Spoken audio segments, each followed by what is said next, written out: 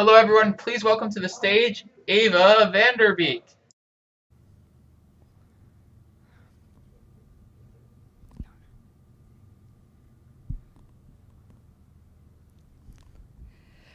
Hello and welcome back. If you don't know me already, I'm Ava Vanderbeek, the Youth Representative and Student Outreach for the Canadian Rockies Youth Network. So to kick off this afternoon, we are going to start with a land acknowledgement.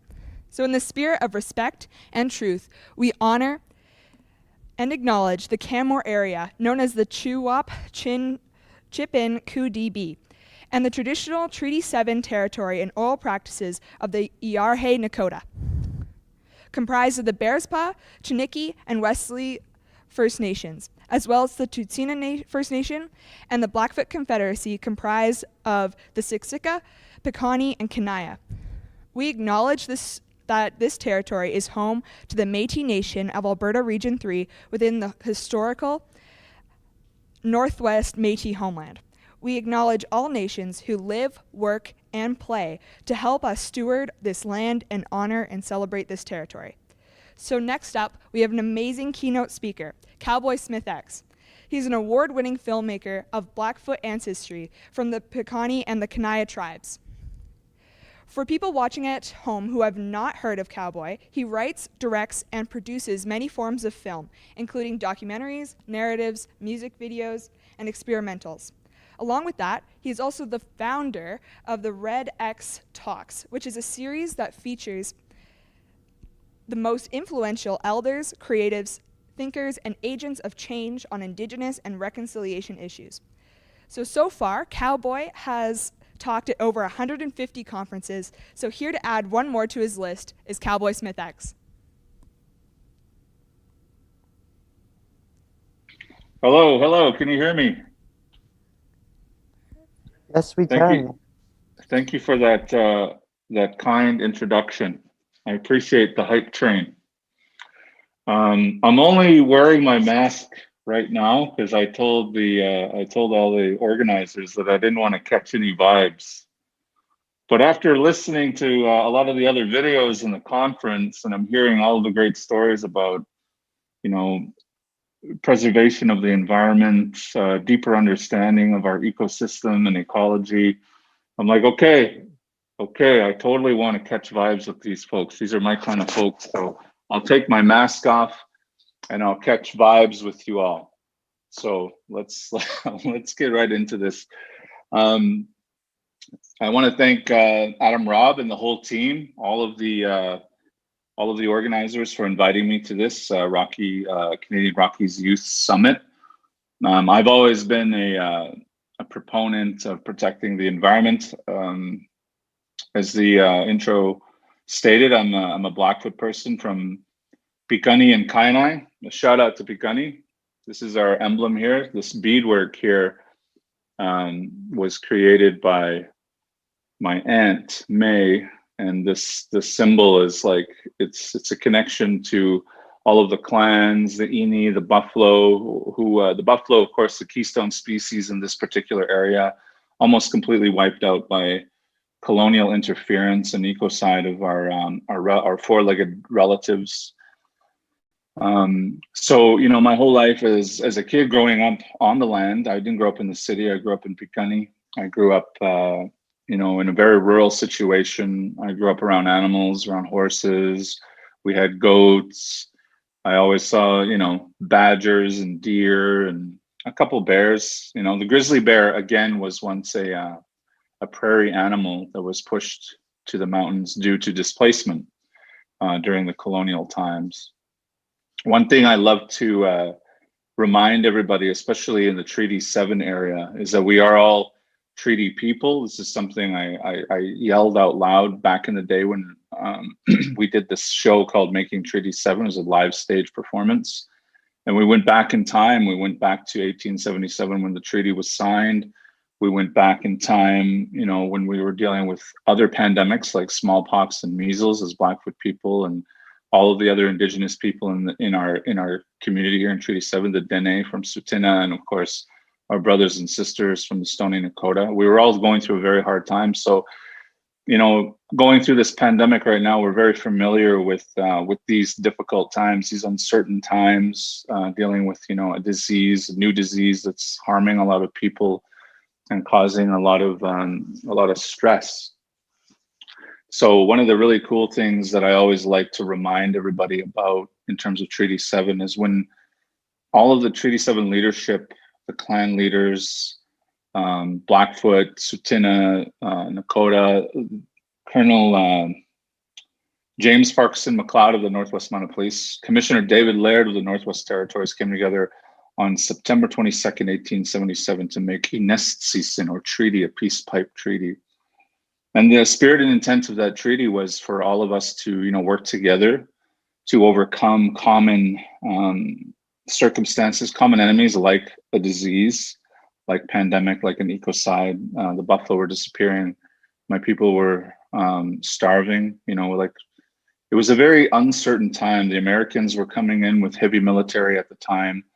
And we understood that we needed to work closely together with all of the newcomers and create a treaty. And one thing I want to remind all the young people, when it comes to the Blackfoot Confederacy, specifically Siksikaitsitapi, we're one of the few, maybe the only, I'm not totally sure, you'll have to correct me on this, but we're the only undefeated military force that I know of. The Redcoats didn't come and beat us. There was no conquering. The Bluecoats wouldn't even want to mess with us.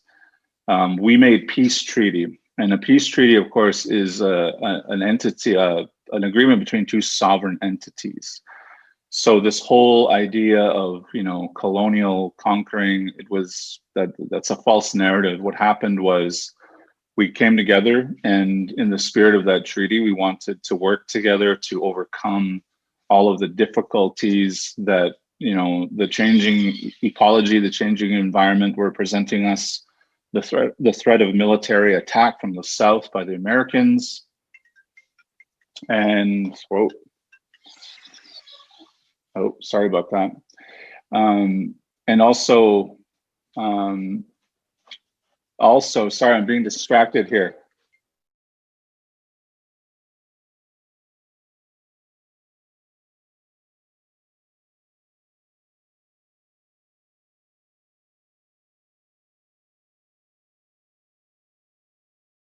Off? We can hear you. We can hear you. Yeah. Okay, sorry. Producer's phone's going off over here. But really, going back to the spirit and intent of the treaty, we're supposed to be working together. Iiniistsi is like a connection to the land, the animals, the environment. There's just so many elements, including, of course, all of the different surrounding nations. The Northwest Mounted Police were actually the Northwest Mounted Police were in a very difficult situation when they came into the area. They were unfamiliar with the territory. Here's a story nobody tells you. The Redcoats actually were covered in lice and bugs, and they had scurvy, and they didn't know how to handle the area. So a lot of the Lakota Sioux and Blackfoot and Cree tribes actually helped them survive some of the tougher circumstances, especially when bug season came around. So the spirit of the treaty is always about helping each other. It's always been supporting your community, supporting each other's initiatives, and stepping up in times of need. And now, again, we're facing another pandemic. We're facing climate change. Now more than ever, the Treaty 7 story, our story, nobody else has the story. Nobody else has that Iiniistsi pipe ceremony. It's something we should be celebrating, something we should be proud of. I certainly am. And a lot of people, like my friends from Scotland, came over here to do some work with us in the theater realm. And they were very shocked by the fact that we weren't, overtly angry. We weren't, planning some sort of revolution against, the oppressors. And the late Narcissus Blood, one of my mentors who passed away in a tragic car accident many years ago. He's also an elder in the making. He said it very simply and very beautifully that we're still, when we made that treaty, we didn't just make it with the settlers. We made it with the land. We made it with the animals. We made it with the universe, the stars, the moon, everything. So there's still work to do. When there's a treaty like that, you still have to renew that process every single day, every single month, every single year. And while a lot of the colonial governments have, sort of left their post, and things like residential school happened, a lot of intergenerational trauma happened in colonial structures that are rooted, of course, in racism and white supremacy. These are real things. We were still honoring the treaty, and we still honor that treaty today by honoring the animals, celebrating in our ceremonies and Sundance, and focusing a lot of our spirit and intent on the original spirit and intent of that treaty, which was inclusivity of everybody, regardless of where they come from. And I guarantee you, our ancestors heard stories about the French who were in the area, and what country they were coming from, the Scots, the Irish, the English, certain Germans were in the area too. So we had a very clear understanding. And you got to remember, before the treaty was signed, we signed a treaty with the Americans in 1855. So this was like 20 years before Treaty 7 was signed. We're very aware of the circumstances, the consequences, and the responsibilities of this treaty. And so for all of you to be protecting the environment and creating awareness around these things, you're doing exactly that. This is something every citizen of Treaty 7 should be doing, is creating awareness and protecting the environment, protecting the animals, preventing any kind of ecological disaster from happening, like a pipeline oil spill or clear cutting of certain areas, or the removal of mountaintops to pursue an antiquated energy source that is coal. So I commend everybody for this initiative. This is a very important set of subject matter. And remember, one of the cool things you can now say, and say this with pride, is that you are, your treaty story, your own identity is rooted in protecting the land, protecting the animals, and having a hyper awareness of what's going on. Our elders often say, "Gitsikayus" in Blackfoot. That means be wisely aware of your surroundings. And being aware of our surroundings now, we see all of the change and shift in temperatures. That flood that happened in 2015, that was a sign. That was a canary that went down in a coal mine. We see all of these fires in the last 20 years. Earth is trying to tell us something, and unless we start taking it very seriously, we're gonna lose out. We're gonna lose on crops. We're gonna lose out on prosperity. We do need to protect water. Water is so important. Many Indigenous communities in Canada don't even have clean drinking water. That was mentioned in one of the other presentations, and that to me is a very sad thing, because for tens of thousands of years you could just go to the river and drink right out of the river. It was so clean. It was actually very good for your whole system, because it actually had other nutrients and minerals in the water. And now all of that, most of it has been contaminated by the way we live today. And so I want to get right into my main presentation. I'm very excited to share with all of you some of the new innovative work that I've been plugging away at since the pandemic started.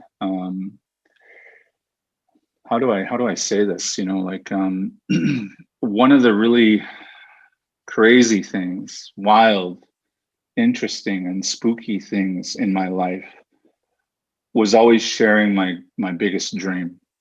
And my biggest dream was, leaning into what my ancestors did in terms of the symbiotic nature of the clan system and migrating with the seasons, only taking what you needed, this fabric of sustainability embedded and permeating through the totality of the culture.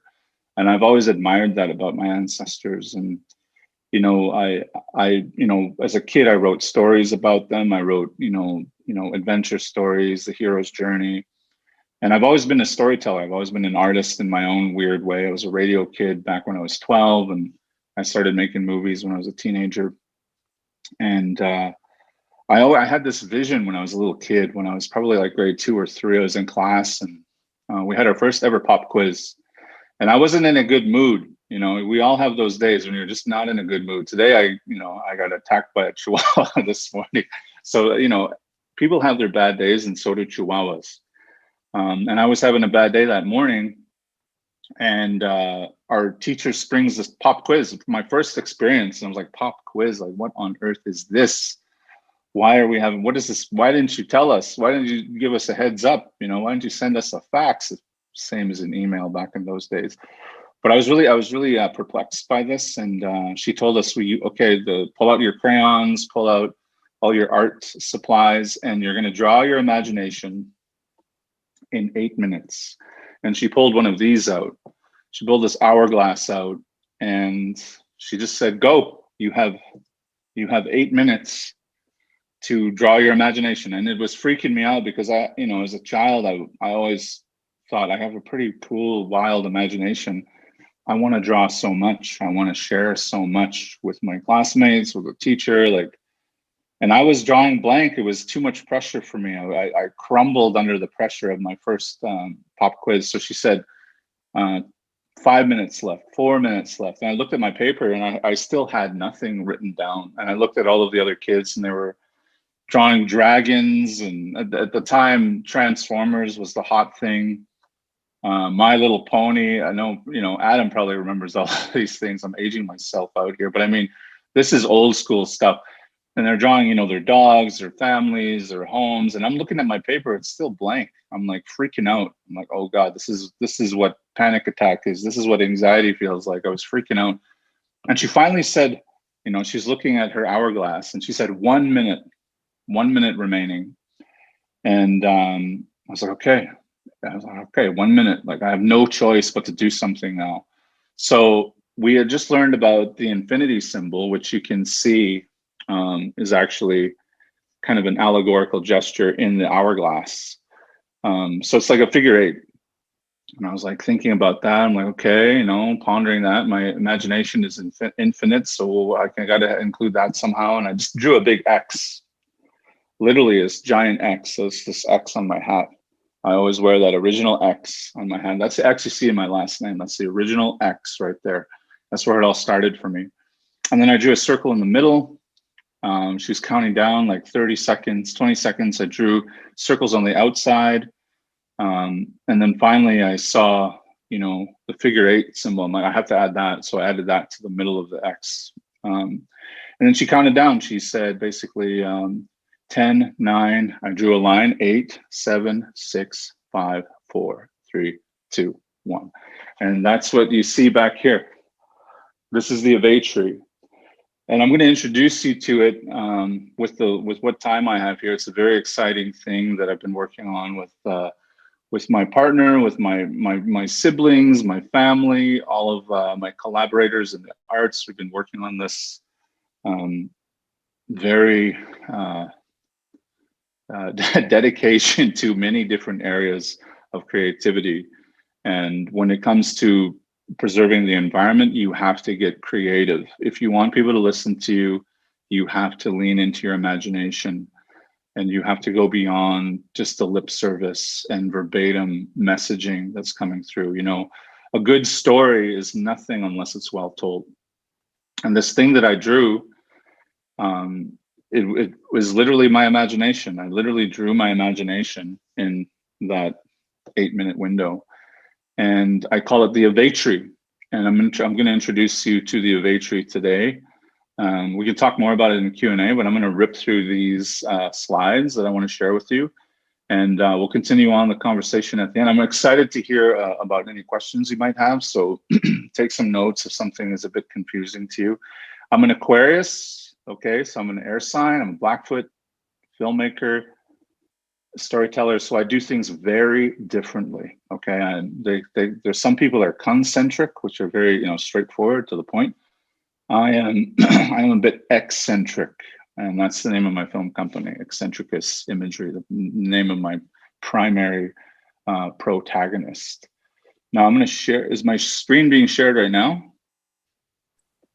It isn't. You'll have to start that sharing. Okay. Okay, let me go to screen share. All right, let's do it. Here we go. So I'm going to play this here.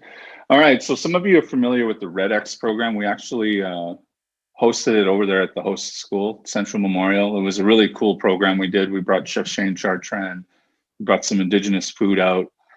One of my favorite programs, actually, the food was so good. A lot of the students there working in the culinary area, they stepped up. The food was amazing. The presentations were amazing. We premiered some videos we had created at the Edmonton REDx Talks. It's actually Red Talks. I mean, people often get confused. Is it REDx or is it just Red Talk? The X is silent, like my last name, Cowboy Smith. So some people say Cowboy Smithx, some people say REDx, but it's silent, like the French X in names like Pro, Devereaux, Soto, Chalafu. That X is a silent X, and that's the reason it's silent is a tribute to my grandparents who went to residential school, who were dealing with very violent French nuns and priests. They were very mean to them, very abusive towards them. And they were silenced in that process. And the silent X is also a reminder to me that, you know, my ancestors, my grandparents specifically, sacrificed so much so that I could be here talking to you. And I never forget that. I don't ever let that slip past me, that they put so much effort and sacrificed so much and overcame so many odds to survive so that I could be sitting here telling you all about my dreams in correlation to environmental protection. So the REDx program, the Red Talks program, I'm cool with people saying REDx, I'm cool with people saying Smithx, it's all good. As I get older, I'm chilling out a bit more. I was kind of too serious as a younger artist. Now I'm trying to be more chill. But the REDx Red Talks program, amazing program. We've done many presentations all over the world, including a cool hybrid program we did down in Chile and South America to help out the Mapuche people, our brothers and sisters in the South. I want to talk about, you know, some deeper issues that come from climate change, from the extractive industries. My community, Piikani, we were put on our people were put on this reservation, Indian Reserve number 147. You can see there on the sign, and we were disconnected from our migratory paths so settlement can come through.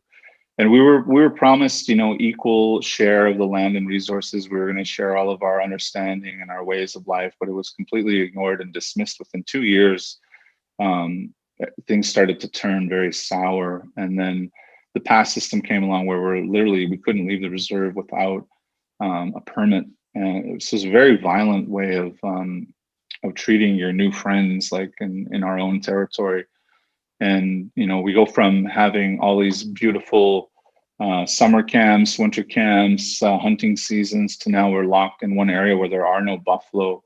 And the introduction of cattle, the cattle industry as well, was also a bit jarring to have these big, slow, silly animals as your primary food source. It was very different. It was a very different situation. And that rippled through into residential school, rippled through a lot of systemic racism and violence, and it became, you know, we became our own oppressors through lateral violence. And going all the way back to this idea of resource extraction is fundamentally rooted in the fabric of colonization.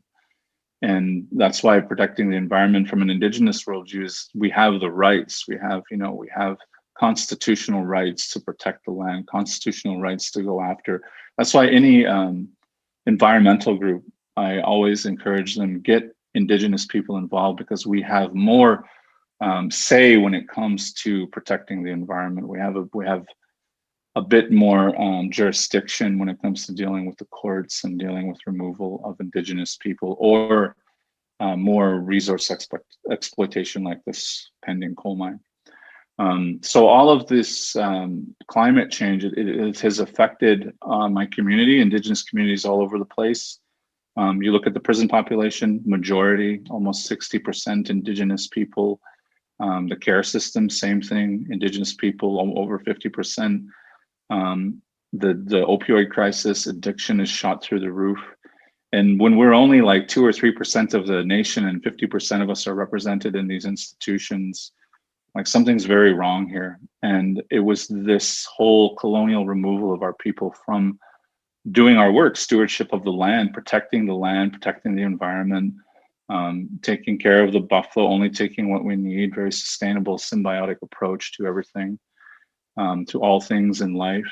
And, you know, having our cultures ripped away from us, our language became illegal, Like, I'm not even a fluent speaker in Blackfoot. That makes me sad, but I'm working very hard to reconnect through different programs, language programs. There's even some cool apps out there for Blackfoot. But this is really impacting us today, and it's been an intergenerational, generational issue. New issues every generation. I remember back in the day when there's more removal, the oil rush. There were dams being put up there was no consent to put these certain dams. A lot of violence there, a lot of entitlement, a lot of disrespect on behalf of the government, and all for the sake of progress and economy. But the word economy comes from a Greek word called ekonomia, which is the well-being of everybody, including the environment. So that was totally a misstep in this very difficult story. So now I'm going to burn through these quick, these slides. This is the Avetree. So there's the drawing I was telling you guys about. The X with the circle in the middle. There's the hourglass. You can kind of see it in the middle. Time is of the essence. We are kind of running out of time to do something about protecting the world's ecosystems. And, I really want to emphasize, it's going to take everybody. It's going to take the young people, especially because you're taking the mantle over the next 10, 20 years of really working to protect the environment, both legally and physically, and understanding shifts and changes and reacting to natural and unnatural disasters that may come. So I'm hoping that through this work that I can support all of you, which, this work is like literally a ubiquitous approach to everything I'm doing, from the REDx program to a lot of the nonprofit work I do, the community connection work, and then of course my own personal artwork is rooted in this Avetree infrastructure. So, our mission, global mission, the Avetree movement, it's a artistic development, cultural awareness, mental wealth organization, deeply informed by land-based guiding principles. Avetree literally means harmony across multiple dimensions. So the word symbiosis comes to mind, and we had a very symbiotic relationship with the land for many years. We still try to uphold that, but we're blocked in a lot of ways from accessing certain parts of our territory. It's been sold off, it's been developed.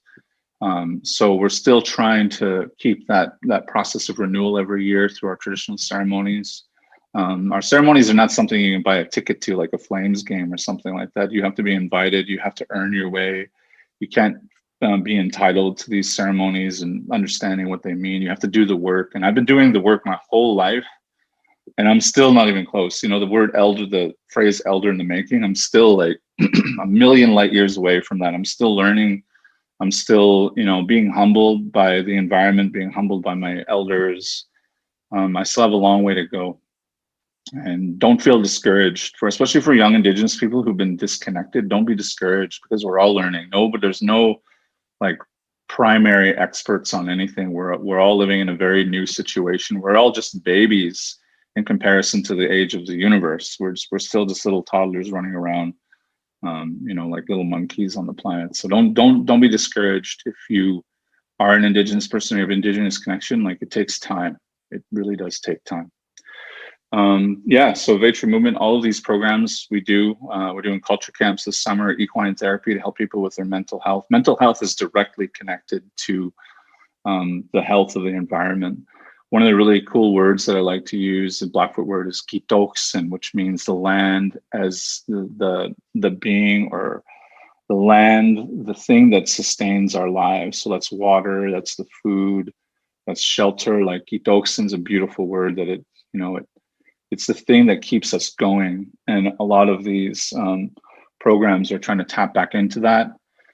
And we're, really trying to focus on mental health, because we've been taking a beating. Indigenous people, we've been taking a beating when it comes to colonial discrimination, violence, disrespect, erasure. Erasure is a big one. Our voices being completely erased in spaces all over the place.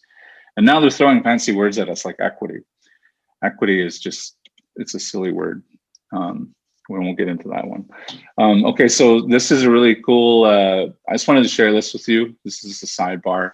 I had this really great program set up for the RED Talks program in San Francisco. We're bringing some really cool filmmakers, some legends from like Indigenous Hollywood, kind of, like it was going to be an awesome situation. But my grandfather had just died like literally 3 days before this, and I couldn't do it. I shut the program down, and of course, it was a really difficult decision for me to make, but it was an easy decision for me to make when it came to like putting aside something that I've been pursuing, our first major show in the United States, and it was about filmmaking and our representation in Hollywood. And I didn't get to do it because my family needed me. My grandfather just passed away. He was one of my mentors, Sigutsi on the Kainai side. So, I think another thing we have to remember is all the important work we do in our lives, you've always got to put your friends and your family first. No matter what the circumstances are. And right now, especially now, we need to really be there for each other. And you think of the environment as our family member, think of the environment as our grandmother, our grandfather, our ancestor. And you got to treat it like that. You got to drop everything and do what you can within your means and not get down on yourself if you can't do enough. Here's a really cool program, Noirfoot Narrative Labs. We travel around. We're releasing all of the films very soon. I'll keep you guys posted on that. We've made about 24 short films, including documentary work. Noirfoot is a play on words. They call us Blackfoot, which is an anthropological misnomer.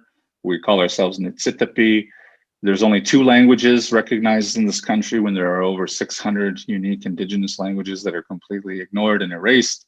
So I've decided to take English and French, or Francais, and make them my own. And I created Noirfoot Narrative Labs, counting coup on the 2 nationally recognized languages in the wake of being erased. Arts Dance, this really cool program we do with Calgary Arts Development. We're going to continue this work this summer. And I'm going to talk to some of the organizers about potentially coming out to Piikani to participate in this. We're doing some stuff out on the land, working with elders, plant identification, medicine walks, connecting with a couple of bison paddocks that are out there and understanding their role in the ecosystem. I love what Leroy Little Bear has been doing with bison restoration, the Iiniistsi initiative, like everything. Leroy is one of my heroes. Like he's a legend. I'm sad I missed his talk yesterday, but if it weren't for Leroy, a lot of these initiatives we've created wouldn't exist, because Leroy is like a superstar. He's like our Elvis Presley, basically. And he's always been there to support us, and you should watch his RED talk. It's really, really great. So for those of you who are like into theater and stuff, we have a performing arts program. We're actually going to start doing this in teepee lodges this summer. We're going to bring some facilitators out on the land, and we're going to go into this performing arts program. And one of our leaders from the Making Treaty 7 project, a non-Indigenous man, he witnessed our Sundance, and he said it's very theatrical. Our ceremonies are very performative and all this business. And I said, well, it was all one and the same. When you dance for the creator, you dance for your family, you dance for your spirit, you know who your audience is. So we want to reconnect to a lot of that through the performing arts as well. Charging through the storm, Ikakimat. Wait a minute, I'm just trying to check these. Somebody's trying to chat me. Hold on, give me a second. Oh, you're just adding. Okay, sorry. All right. So yeah, other affiliated projects. I just want to. Can somebody tell me how much time I have? I don't have a timer on my. I do not have a timer here. About 23 minutes. Okay, I want to get to the chase and get to some questions here. So let me just try and close this. Wow, what is with technology? Back in my day, we had a fax machine and a fire with a smoke signal. Like things were so much simpler back in those days. Okay. Do you want me to stop your sharing, or? No. I'm just. Okay. Can you see the chat box? I feel like the chat box is blocking you all. I see a chat box and I can't close it. But can you still see my slides? Yeah, you're all good. You're looking great. Okay, let me just close this chat box here. Okay. All right, so let's go back to the Avetree. All of these programs were birthed out of the Avetree. Since I was a kid, I've literally used the Avetree as a framework, a methodology, a pedagogy. Plug in any academic word you want. I've done it all. Anthropological predisposition. You name it, I've done it with the Avetree. So you can see it's a 4-quadrant system. It's an X. It's very close and very much like akin to the medicine wheel teachings that some of you may know. But how I use the Avetree in terms of a quadrant system for like community level stuff is in the south, which you can see on your, I guess it would be your left, the child's realm. If this was a teepee lodge, in an Avetree teepee lodge, not a Blackfoot teepee lodge, an Avetree teepee lodge, the children would, you know, sort of live and do their work in the south. In the west, it would be the mothers, the grandmothers, the matriarchs, the sacred feminine. In the north, it would be ancestral plane, aka our elders. And then of course, masculine. In masculine energy, from my own point of view, from being closely connected with many Indigenous cultures, especially my own as a Blackfoot person, is all about balance. And who has thrown balance out of, you know, who's thrown things out of the balance? It has been the patriarchy. And I'm going to say that again. It's been the patriarchy going all the way back to, you know, ancient Greek times, all the way through. It's been a toxic masculinity that's existed in the power structures of the world. Colonization is fundamentally a toxic masculine initiative. And we as men, we need to be better at balancing things. We need to take responsibility. We need to not assert our physical power. Our physical power is actually nothing compared to the power of nature, so why bother? So all of this work, when we're dealing with community, when we're dealing with the environment, we look at it from the child's perspective. Children want to play, children want to have fun, children want to feel safe in their environment. From a sacred feminine position, you know, it's like women use the land for medicine. They use the land to make a home, raise family, to lead. Women are leaders. Moto Geeks, our Sacred Buffalo Women's Society, leaders, leadership, ancestral plane, you know, they're holding on to the feedback loops of our culture, leading the ceremonies, guiding us, teaching us, telling us stories. And masculine, we're here holding the door, keeping things, you know, in line, supporting this entire ecosystem, this whole family structure, community structure. So that's why we do need to dismantle certain systems of power, and patriarchy is definitely one of them. And how we do that is, you know, we try to, you know, support leadership, women in leadership, support children in their pursuits, and really, you know, shut up. Look at me talk all day. Shut up and listen to the ancestors, listen to the elders, because they, you know, they've spent their whole lives dedicating themselves to figuring this out. And oftentimes we just ignore our elders, and when they have a lot of answers to the very complicated questions we have about life. Yeah, so when I put up a teepee lodge, I literally, the Avetree inside the lodge looks like this. We always point our doorway.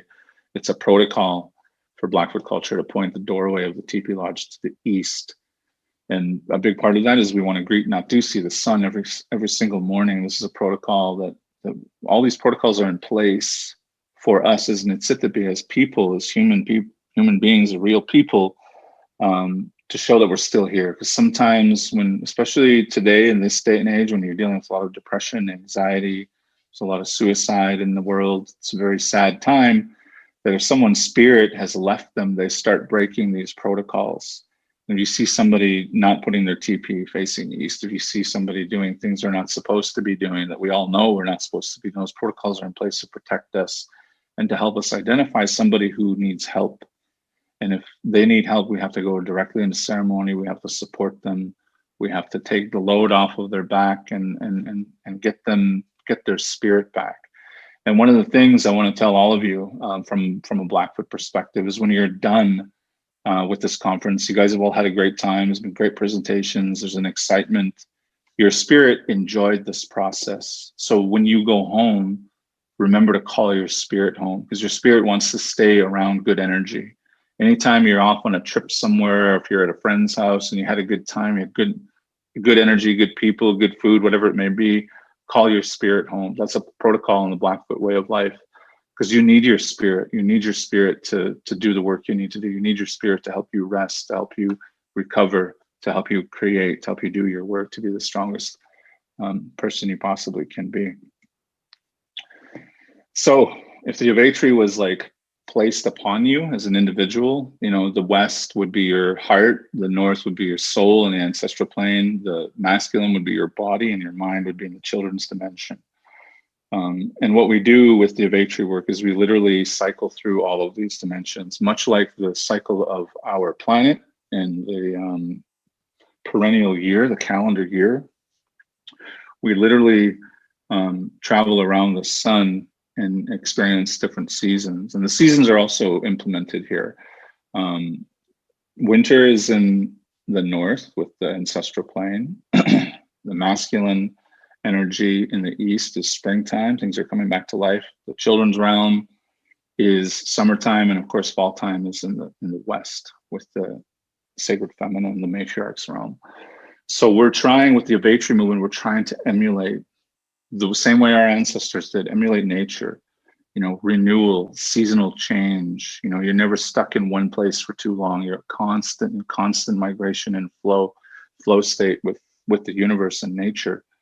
And this methodology is what I've used to make my movies, to create things like Elder in the Making. REDx is all birthed out of this methodology. And this summer, we're going to do way more work this summer. We got a tree planting program working with a couple elders to identify what trees are indigenous to the area down in Piikani and Kainai. And a lot of really exciting things happening this summer with the Avetree, including we're building a campground to do all of our programming in both arts and cultural aspects. And with that, I want to hand it over. I feel like we don't have a lot of time here. So I want to turn it over to all of you for any questions. I can now see the chat box. Okay. Hey, thank you. So actually what we're doing for questions is we have a link in the chat. So if anybody wants to ask questions, it's there. And I can actually share my screen quickly and I can show you our questions, or I can just read them to you. Right now we only have two. So I'll ask you our first one. And I actually said this one. And you've already touched on it a bit, but you said, I guess I said, to me, the Avetree looks like a map. So I was wondering, how do you read it? Like considering all the axes and the elements and the planets, how do you put that all together? Sure, it depends on the context. I mean, if you can look at it as a calendar. So the 4 points on the outside, those would be your solstices and equinoxes. So right now we're in springtime. So we're about halfway towards, like if you can look at it back here, we're halfway towards this point in time, which would be the summer solstice. So this whole area here would be summertime in context to the Avetree as a map is specific to a calendar structure. That's how we would look at it. In terms of like my imagination, it's definitely a map to my imagination. So if you look at the 2 points up top are two parts setting, the 2 points at the bottom are 2 parts time. So setting is location and also period. And then the 2 parts, setting is period and also levels of conflict. And then time is duration and era. Sorry, I'm getting confused there, but I use it for everything, for community organizing. Think of it like a constellation. Think of it like a spider, and we weave a web. And when we try to problem solve with it, and we cycle through, and we're weaving a web to try and identify problems, to try and identify strengths and correlate all of the strengths, triangulate the strengths of a project or an initiative or what people are bringing to the table. Actually working with Calgary Economic Development right now and Calgary Arts Development, all of the major arts organizations in the city, including like some of the educational institutions like U of C, Mount Royal, AUA, Alberta University of the Arts. I'm facilitating them next month in identifying how we're going to recover from this pandemic using the Avetree methodology to bring everybody's strengths and identify weaknesses and identify common problems. So I use it for everything. Like it is literally, it's my secret weapon, basically. If I was a superhero, the Avetree would be my superpower. Wow, that's interesting. I think I'm definitely going to be using it then, or like thinking about it when wherever I go next. And I encourage all the students here when they start planning their own action projects to do the same. And also I just like to comment, I think it's really cool how it kind of reflects our relationship with the land, and that it acts like a map. And Absolutely. Yeah, I think that's just something, of course, that's often left out today. So having that tool that really interacts with the land like that is really neat. Absolutely. And I think of the Avetree as a tool when you need it to be. It's a toy when you need it to be. It could be a weapon if you need it to be in self-defense of your own fears and anxieties. And think of it as medicine too. You know, it's a way of connecting with your body. Sometimes we ignore what's going on in our bodies, especially now when sitting in Zoom world, not being with people, not being outside, not being physically active. Our bodies have kind of suffered in this pandemic. Our minds have suffered in this pandemic. You know, our hearts, emotionally, it's important to connect with your emotions and understand what's going on within you. And then spiritually, I think spiritual connections and reflections are often way overlooked. You know, there's who's behind the eyes, who's experiencing everything. It's your soul. It's your soul. I'll put all my chips on that. We'll see you in the afterlife then I'll collect. Okay. Yeah, we have kind of a flood of questions now, which is great. Bring it on. Okay. How do you call spirit home? You just say your name. For me, what I say is I say Buksabotnitakit Igakskiptawa. So I say it in Blackfoot, but not everybody has an indigenous name. So you just say your name. You know, just say your name out loud, you know, connect to your spirit and say, it's time to go. Let's go. Let's go home. Call it home. And it's a really important practice. And it keeps you grounded. It keeps you focused and it keeps you aware. You know, sometimes our minds really wander. There's a lot of distractions in this world, especially at the dawn of social media time. Yeah. It's easy to get distracted. So that's a simple practice of calling your spirit home is very important. Great. Thank you. Where did the name of the Avetree come from? Avetree, yeah. Avetree, so when I was a kid, like I actually, like a total nerd, when I discovered the thesaurus, you know, I found one of these things lying around. I'm like, okay, there's other words for the same words. What's this craziness? And I started looking at all of the different words for different, you know, descriptions and meanings and all these different definitions. Like, wow, this is great. Well, this is a great invention. But I couldn't quite find a word for what I had written and what I was doing. I couldn't find one. You know, harmony was the closest thing, but you need a bit of an adjective. You need an addition to it. You need a more full description. So, you know, since I was in elementary, I'd create words. I just, you know, write connect two different syllables, and I made like about, you know, 200-300 words. And this one really stood out to me. This one kept coming back to me.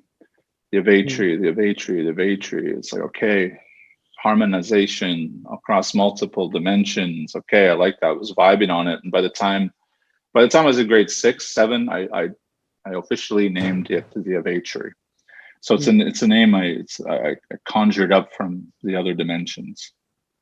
Okay, I've I guess throughout your presentation, the theme of words has kind of popped up a little bit. You said really quickly, you talked about equity and how that kind of gets thrown at people.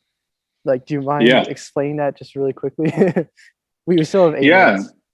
Yeah. I mean, equity is whatever whoever the storyteller, whatever they want it to be, you know, like, so it's like power and influence and accessibility. It's been kind of watered down, like same thing like the word reconciliation, right? That's another word that has been watered down. It's been overused. It's been misconstrued. It's been misinterpreted. It's been abused. Like, I always wonder what were we to reconcile if the relationship was never good in the first place? So, you know, what I was, you know, with a lot of these words, you got to be very careful. Like, you got to remember that every word and buzzword that comes out, you got to remember there are boardrooms of people out there trying to figure out a way to weaponize these words or to create some sort of capital interest around these specific words. There's a boardroom and there's investors and there's, you know, firms that come in and they try to, you know, shapeshift the words and gaslight people into thinking that they're being heard. And it's just one word to be very cautious of. You know, equity is important in the right context, but most of the time it's just a filibuster. It's being used as a means of keeping people quiet. It's being used as a term to keep people placated and not asking more questions. Like, oh, equity, okay, now I don't have to ask any more questions. But when you hear that, when that word equity comes up, that's when you need to push back and say, okay, explain that to me. Be accountable to the way you're using equity, the way you're using reconciliation. Be accountable to these words. Great, thank you. Let's see what else we have. Hey, Ben, can I interrupt just one sec? Yes. Okay, so there's an attempt by this group of youth, and their overall attempt is to try and have their voice heard more for decision making that will impact them. There's a lot of parallels with the projects that you're working on, but I guess, like, as far as advice or strategy planning, how do we get to the next level of all this, or what should we not be doing, or, you know, like, what's our strategy now? Alignment of intention. Identify everyone's intent, everyone's strengths, or all of their concerns, all of the obstacles everybody faces, and plug them into the Avetree. You know, use the Avetree. Like, I'm as an Aquarius, I love open source anything, and this is a very open source process that, you know, we're working on an app right now where it's gonna be an open source kind of app for people to use the Avetree in different ways, for creative reasons, for project-based stuff. But basically, I think you need to identify, like, what everyone's intent is. Why are they showing up for the environment? Why are individuals going above and beyond? And find where there's correlation. Find where you can look for similarities in the intent and spirit behind each individual. And if you can amalgamate multiple different intentions that are adjacent to each other or similar to each other, that's where your strong points are going to be. And if you build a narrative around that everybody can adopt collectively, you start to create that amalgamation, that alignment of intention. And then that's where you start building on those touch points, your specific messaging, your specific identity within that messaging. And then once you have that, then it becomes the fabric of a culture. You guys are developing a culture within your group. And in that culture, you start to create protocols of how you apply these things, how you honor, you know, things like Indigenous rights, you know, equity in the right, used in the right way, you know, relationships, you know, equality, diversity, all of these buzzwords and topics that are coming up. You have now a base from which to operate, where you're operating from this place of an alignment of all of your intentions and an amalgamation of you know, your strengths, and clearly identifying your weaknesses and avoiding them at all costs. Because, I mean, if you get in a room with a politician or somebody who has, you know, some change-making power, you got to be ready, because they might give you less than a minute to connect with them. And if you have a good narrative, and if that story is good and you tell it well, it will resonate with them, and you could potentially save a whole forest, the whole ecosystem, by having everybody on the same page. And that's what we did in our culture, is our clan system. We were all on the same page. We all followed the same protocols. We all had the same understanding of nature, the same relationship. And I'm trying to bring all that back, baby. You know, it's Throwback Thursday. Oh no, it's Friday. But I hope that helps. Yeah, you were ready for that question, man. You've been thinking about exactly that type of thing, I can tell. Anyway, sorry, Ben, to interrupt your question session. No problem. Thank you for asking it. Mallory, you typed in a question to me, although I don't really understand it. Would you want to explain it? Oh, that was just a question popping up in the Q&A. Okay. And somebody had asked, what do you think we could do to make everyone more aware of the issue? I'm not sure what issue they were referring to. I'm assuming Indigenous reconciliation, or maybe in general. What do you think will elevate awareness? What do you think will elevate our voices? Again, alignment of awareness now, like have real conversations with each other and don't be afraid. Like we have to normalize questioning someone's position on something, including me. Like I've been corrected many times in terms of understanding international law, how the UN Declaration of Indigenous Rights applies to places like Alberta or British Columbia. We got to normalize, having critical thought experiments. Like if you see somebody's doing something a bit off, like make them accountable to it. Like say, I have a better solution. Maybe can we put it to the test? And then you apply, scientific methodologies. Repeat, and see what the data is coming back. And if you have a better approach to something and you've offered that to the group, I think it's only fair that you should listen. So when it comes to Indigenous anything, like I think even I'm still learning a lot of these things. Because there's 600 unique language groups, Indigenous language groups. I'm only from 2 of them. So for me to say I know, everything about the Haida situation or the Kainai, the Mi'kmaq situation, it's a completely different landscape, a completely different ecosystem. And we as Indigenous people are often homogenized as pan-Indigenous. The Blackfoot experience is very different than the Dene of the North experience or the Coast Salish experience, very different than, the experience of the Anishinaabe peoples. So, I mean, it's work. It's not, there's no cookbook out there of how to like understand Indigenous issues, but start with home, like Blackfoot, the Tsuut'ina, the Stoney Nakoda. This is home. This is our territory. Start there, understand those situations, understand those connections, understand the complexity of all of that, and know that's part of who you are as a Treaty 7 people. Anybody living in this area from Bow Valley to Lethbridge, Calgary, like this is all Iiniistsi Treaty 7 territory.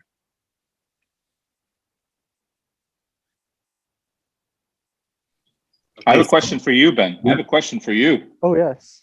You ready for a hard-hitting question? You ready to get your mind blown? You ready? Yeah. The pressure is I'm ready. on. Pressure is on, man. I'm Okay. coming at you with a curveball. Okay. No, since you're one of the representatives, you're a young leader yourself. I'm very proud of you. Thank you for being the host here. It's tough. I've hosted many things myself. It's a lot of responsibility. You've done a very good job. So as a host, can you just name some of the other people on the committee, some of the young people, just give them a shout out. I'd like to hear their names and who else has been helping with this great initiative. Yeah. So first of all, they're all pointing at themselves and they're like, me.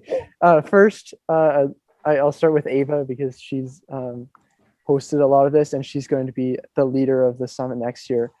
Hello, Ava. Organization. So yes. All of those members, they can turn on your videos if you're able to, and I'll pin you so that we can see everybody. Yeah. At a spotlight. Lucas Braun. All right.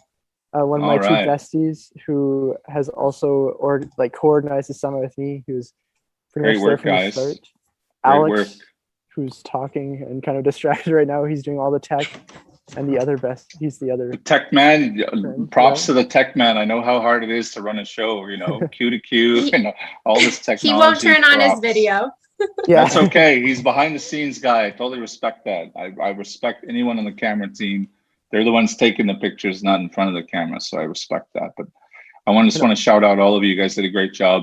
Keep it up, and know that it's going to be difficult. You're going to get a lot of blank stares. You're going to write letters. You're going to reach out to politicians. They're not going to respond. You got to stay persistent,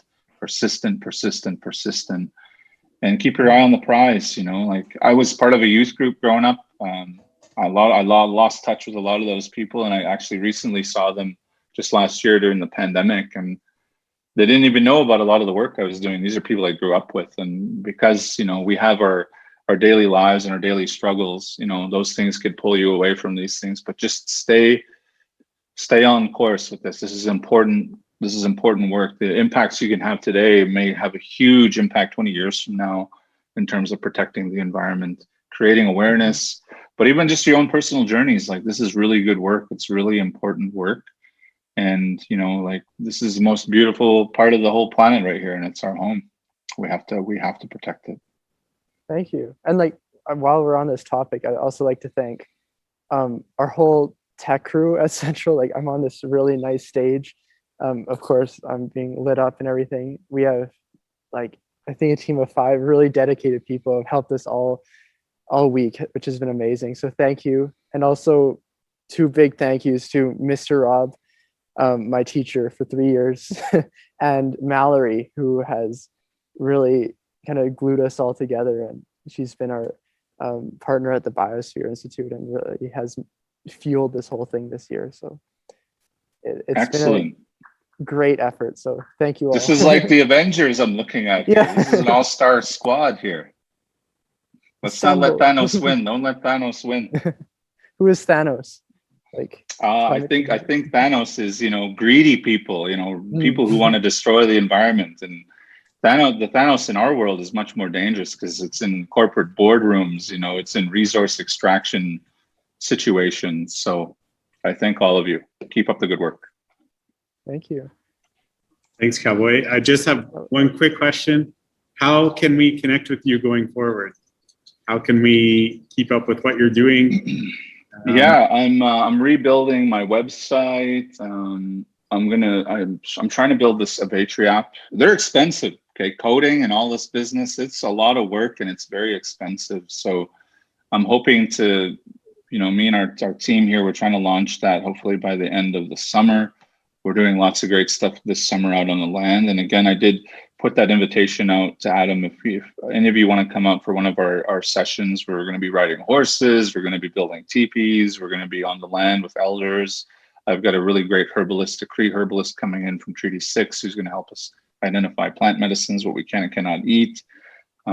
Just a lot of really great stuff out on the land. And we will stay in touch. My email is probably the best way at this point, and I don't mind sharing it with everybody in the committee here. Because I think it's important, right? Especially in pandemic times when we're being restricted a lot. That's when you really got to push forward and do more, do even more, especially on a personal level. You know, research, read, connect with each other via Zoom. I know Zoom, everyone's zoomed out, but continue the work. You know, wake up every day with the intent of doing something that you didn't do yesterday. Thank you. All right, so that's it. We good? Yeah, thank you so much, everybody. This is Cowboy Smith. Yeah, that was an amazing presentation. So Thank you. next up, yeah, we're actually having Anna, one of, I guess, Ava's bestie, who's going to be singing next. Sweet. So this is transitioning. We'll go back over to the Zoom call, and we're going to be ending the webinar. Okay. So cool. If you want to jump on, I can send you the Zoom link. Yeah, sure. I'll throw it on.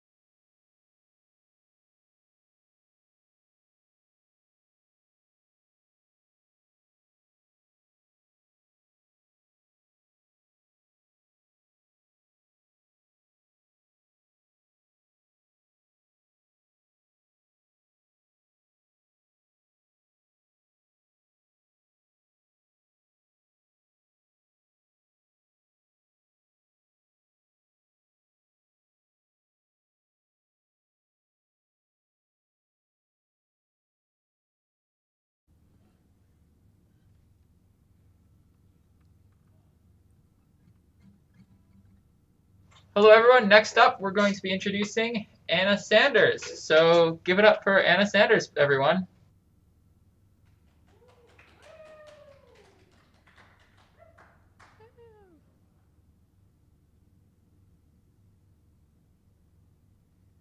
Thank you. I am Anna Sanders, and this is a song I wrote. It's called Earth Vampire.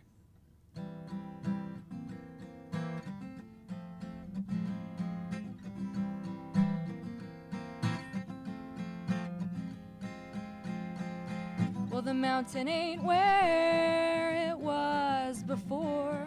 You tore off its head for the coal in the core, killing ecosystems and blocking corridors. Don't you know not to take what you can't restore?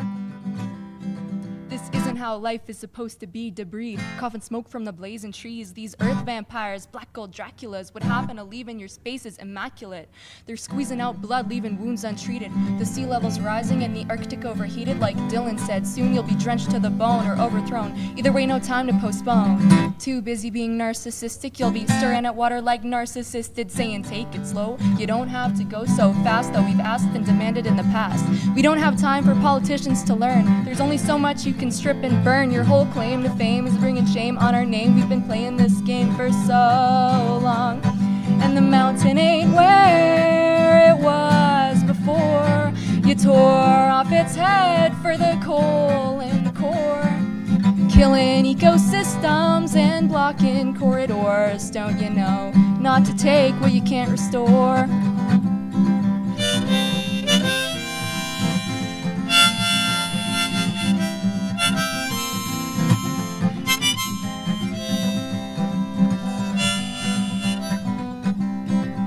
Plastic fishes wallow in dirty dishes. Superstitions of eternal economic growth first revoke the greed, and the blokes pumping smoke. Let me clear my throat. The fools who rule us screw up our schools. Our tools to learn the truth about burning fossil fuels. They treat us like mules, like we won't have descendants, like indigenous land need on any defendants. I don't think I'm so grand. I understand you should be able to make some dough and put some bread on the table, but the mountain ain't where it was before.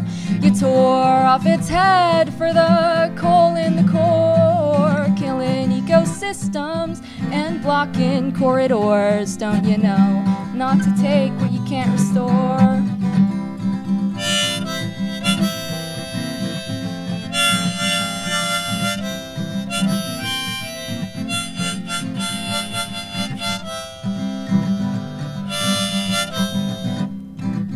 Get out of the way, get out of the way, get out of the way. If you're not willing to change, get out of the way, get out of the way, get out of the way. If you're not willing to change.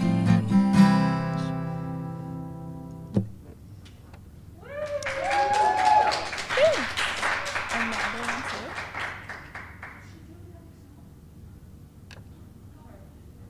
Okay. Thank you.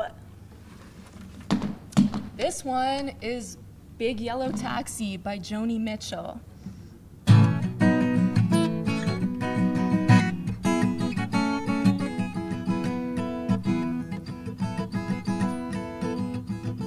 Well, they paved paradise, put up a parking lot with a pink hotel, a boutique, and a swinging hotspot. Oh, don't it always seem to go that you don't know what you got till it's gone? You paved paradise, put up a parking lot. Ooh, took all the trees, put them in a tree museum, and they charged the people $1.50 just to see them. Oh, don't it always seem to go that you don't know what you got till it's gone? You paved paradise, put up a parking lot. Ooh, hey, farmer, put away that DDT now. Leave me spots, my apples, and leave me the birds and the bees. Please, don't it always seem to go that you don't know what you got till it's gone? You paved paradise, put up a parking lot. Ooh, late last night, I heard the screen door slam, and a big yellow taxi took away my old man.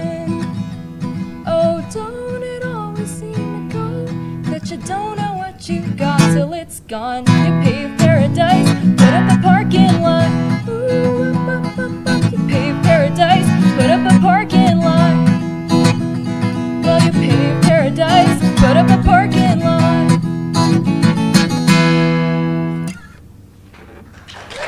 Thank you. Goodbye.